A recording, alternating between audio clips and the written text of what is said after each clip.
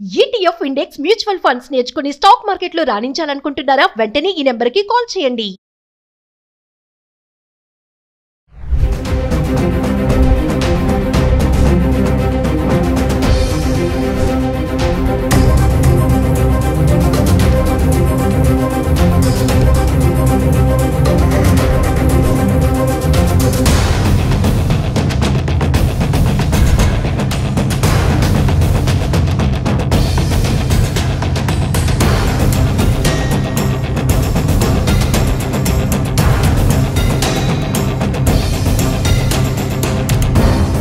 నమస్కారం, నేను మీ సంగీత. కూకట్పల్లిలోని సంగీత్ నగర్ లో సహస్ర అనే పాపపై కత్తితో దాడి చేసిన సంఘటన ఎంతో మంది హృదయాలను కలిసివేసింది. ఆవిడను పోస్ట్ మార్టం చేసిన తర్వాత కొన్ని నిజాలు బయటపడ్డాయి. అవేంటంటే, పాప యొక్క మెడపైన 9 కత్తిపోట్లు, అలాగే మిగిలిన కత్తిపోట్లన్నీ కూడా ఏదైతే పొట్ట భాగం ఉంటుందో అక్కడ మొత్తం కూడా పొడిచడం జరిగింది అని చెప్పేసి ప్రాథమికంగా వచ్చిన పోస్ట్ మార్టం రిపోర్ట్ లో మాత్రము డాక్టర్లు వెలువరిచారు.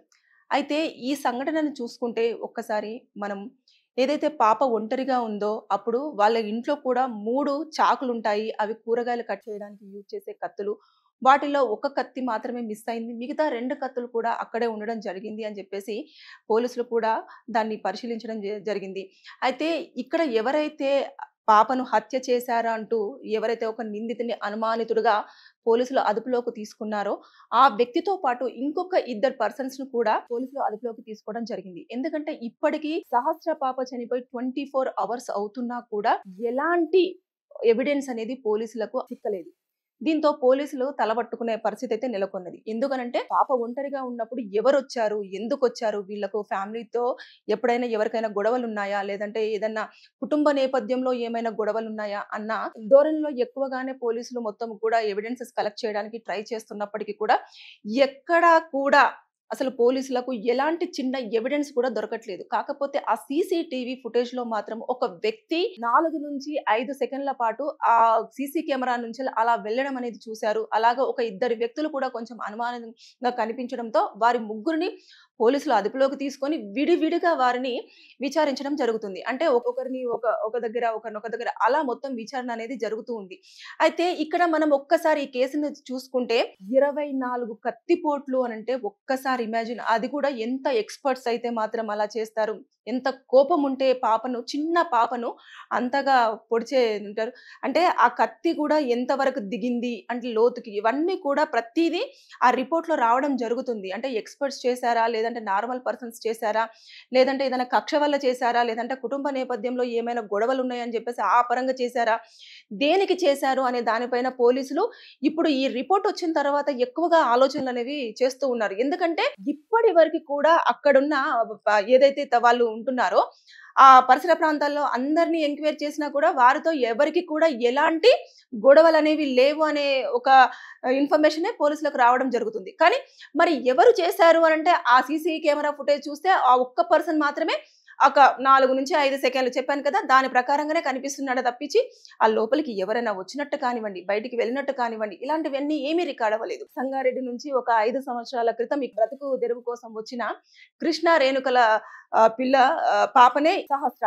అంటే ఇంత కసిగా పొడవాల్సినంత అవసరం ఏమొచ్చింది? అది కూడా మొత్తము ఆ ఏదైతే వాళ్ళు నివసిస్తున్నారో దాంట్లో ఒక 3 ఫ్లోర్స్ ఉంటాయి. అపార్ట్మెంట్ లో 3 ఫ్లోర్స్ ప్లస్ తర్వాత వీళ్ళు నివసిస్తున్నది పెంట్ హౌస్ ఆ పైన ఉంటుంది. అంటే సెకండ్ ఫ్లోర్ లో ఉన్న ఈ సంతోష్ రావు అనే వ్యక్తిని మాత్రం పోలీసులు అదుపులోకి తీసుకున్నారు. అలాగే ఇంకొకటి అదే కాలనీలో ఉంటున్న ఇంకొక 2 వ్యక్తులను కూడా అదుపులోకి తీసుకోవడం జరిగింది. అయితే ఈ రిపోర్ట్ ఏదైతే చూస్తున్నారో అది మొత్తం కూడా మెడపైన 9 కత్తిపోట్లు ఉన్నాయి. అంటే ఎంత కసిగా పొడిచుంటారు చెప్పండి.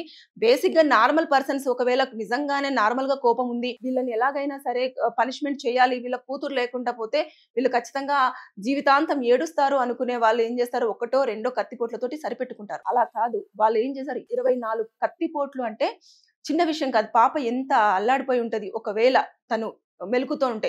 లేదని ఇంకా కొన్ని కడుపు నుంచి కూడా కొన్ని శాంపిల్స్ కలెక్ట్ చేసుకోవడం జరిగింది. వాటిని అన్నింటి కూడా టెస్టులు చేస్తూ ఉన్నారు.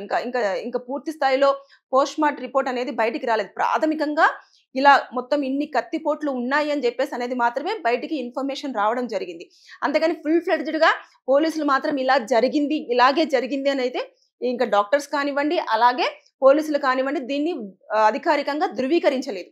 అయితే మనకొచ్చిన ఇన్ఫర్మేషన్ ప్రకారం మాత్రం మనం చూసుకుంటే అక్కడ పాప పొట్ట భాగాన మొత్తం కూడా శాంపిల్స్ కలెక్ట్ చేయడం జరిగింది. అంటే ఈ పాపకేమైనా తినిపించి కత్తితో అంత దారుణంగా పొడిచారా? లేదు అంటే పాపను బలవంతంగా పొడిచారా? అనేది కూడా ఇవన్నీ విధాలుగా కూడా ఎంక్వైరీ చేయడం అనేది జరుగుతూ ఉంది. చూడండి, అంటే కుటుంబం నేపథ్యం కూడా ఎలా ఉంది, తర్వాత అక్కడ ఊరు నుంచి కూడా ఎందుకు రావడం జరిగింది, వచ్చిన తర్వాత ఇక్కడ వాళ్ళు ఎలా ఉన్నారు అనేది ఇవన్నీ యాంగిల్స్ ఇప్పుడు ఎందుకంటే చూస్తుంటారు కదా, మనము ఒక ప్లేస్ లో నివసిస్తున్నప్పుడు చుట్టుపక్కల వాళ్ళకు మనకు ఎలాంటి కమ్యూనికేషన్ ఉంటుంది అనేది మనకు మాత్రమే తెలుసు. అలాంటిది పోలీసులు ఇప్పుడు మొత్తం కూడా ఎంక్వైరీ చేస్తున్నారు. అంటే అక్కడ వాళ్ళు ఎన్ని సంవత్సరాల నుంచి నివసిస్తున్నారు, ఓనర్ని కానివ్వండి, అదే విధంగా టెనెంట్స్ ఎవరైతే ఉంటారో వాళ్ళందరినీ కానివ్వండి, వీళ్ళ ప్రవర్తన ఎలా ఉండేది, వీళ్ళు ఎలా ఉండేవారు, పిల్లలతో ఎలా ఉండేవారు, పిల్లల్ని ఎలా చూసుకునేవారు, వీళ్ళు భార్యాభర్తలు ఎలా ఉండేవారు, తర్వాత ఎవరైనా చుట్టాలు వచ్చేవారా, లేకపోతే వీళ్ళు ఏదైనా ఊరికి వెళ్ళేవారా, ఇవన్నీ కూడా ఎంక్వైరీ చేయడంతో పాటు చుట్టుపక్కల ఎవరైతే ఉంటారో వాళ్ళ దగ్గర నుంచి కూడా వీళ్ళకి సంబంధించిన ఇన్ఫర్మేషన్ తీసుకోవడం అనేది జరుగుతుంది. పొద్దున మార్నింగ్ ఎన్ని గంటలకు వెళ్తారు, ఎప్పుడు వస్తారు, పిల్లలు ఎప్పుడు ఇలాగే ఒంటరిగా వదిలేసి వెళ్తా ఉంటారా, లేదు అనుకుంటే ఎలా అని చెప్పేసి ఇప్పుడు క్షుణ్ణంగా పరిశీలిస్తున్నారు. ఎందుకంటే మొత్తము బాలానగర్ కానివ్వండి, తర్వాత నెక్స్ట్ ఏదైతే కుక్కడపల్లి ఉందో కుక్కడపల్లి ఇలా అందరు అధికారులు అక్కడ చూసినా కూడా ఎలాంటి ఎవిడెన్స్, చిన్న ఎవిడెన్స్ కూడా దొరకలేదు అని అంటే హంతకులు ఎంత ప్లాన్డ్ గా ఉన్నారో ఒకసారి ఆలోచించండి. అంటే ముందుగానే ఎప్పటి నుంచో ప్లాన్ చేసుకుంటున్నారా? అంటే రిక్కీ అంటారు కదా, రిక్కీ చేసుకొని ఎప్పుడు ఫ్రీగా ఉంటారు, లేకపోతే వీళ్ళు ఎప్పుడు వెళ్తారు, పాప ఎప్పుడు దొరుకుతుంది అని చెప్పేసి అలా ప్లాన్ చేసుకున్నారా? సడన్ గా అనుకోకుండా జరిగిపోయిందా? ఇవన్నీ కూడా ఇప్పుడు పోలీసుల మైండ్ లో రన్ చేస్తున్న క్వశ్చన్స్ అన్నట్టు. అంటే ఇంత దారుణంగా అంటే 24 కత్తిపోట్లు అంటే నాట్ ఏ జోక్. అసలు ఒక్కసారి ఇమాజిన్, మనకు చిన్న గాయం అయితేనే ఇలా రక్తం కారుతుంటేనే మనం అల్లాడిపోతూ ఉంటాం. అలాంటిది పాప రక్తం మడుగులో మొత్తం 24 కత్తిపోట్లతో అంటే ఆవిడ పరిస్థితి ఒక్కసారి ఆలోచించండి. ఆ టైంలో ఎంత అల్లాడిపోయి ఉంటది, తల్లి కోసం కానివ్వండి, తండ్రి కోసం కానివ్వండి, ఎంత రోదన పడి ఉంటది, ఎంత ఏడ్చి ఉంటుంది, అంత దారుణంగా ఎంత బలంగా పొడిచి ఉంటాడు, ఎంత ఇదిగా ఉంటాడు. అంటే లోపల వరకు దిగడం కానివ్వండి, కొన్ని ప్లేస్లలోనైతే ఇట్లా బయటికి, అంటే ఏదైతే కడుపు లోపల పేగులు ఉంటాయో అవి కూడా కొన్ని సందర్భాల్లో బయటికి రావడం జరిగింది అని చెప్పేసి కూడా ఒక వార్త పూర్తి స్థాయిలో బయటికి రాలేదు. అది వినిపించిందే తప్పించి అదైతే కన్ఫర్మేషన్ కాదు.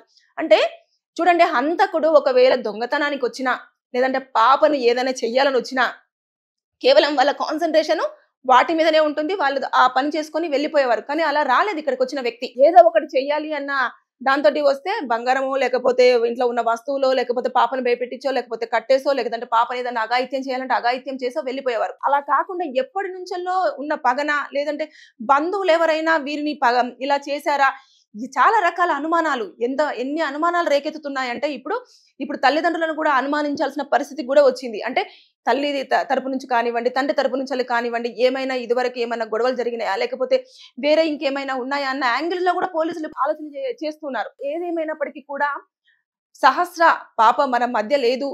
ఆవిడని కూడా అంత అసలు నేను ఇంకా చెప్పలేకపోతున్నాను. ఇంత దారుణంగా చంపుతారు అన్న విషయం కూడా ఎవరు అనుకోలేదు. మొత్తం 24 గంటల సమయం అయింది, అయినా కూడా ఎలాంటి ఎవిడెన్స్ ఇంకా దొరకలేదు. కానీ పోలీసులు మాత్రం చాలా గట్టిగానే ప్రయత్నం చేస్తున్నారు. నిన్న సోమవారం రోజు 12 గంటల ప్రాంతంలో పాపను కత్తితో పొడిచి చంపారు అని చెప్పేసి అయితే పోలీసులు నిర్ధారించడం జరిగింది.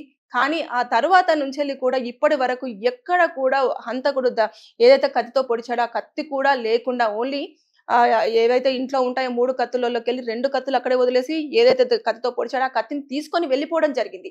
అంటే ఎంత ప్లాన్డ్ గా ఉన్నాడో ఆలోచించండి.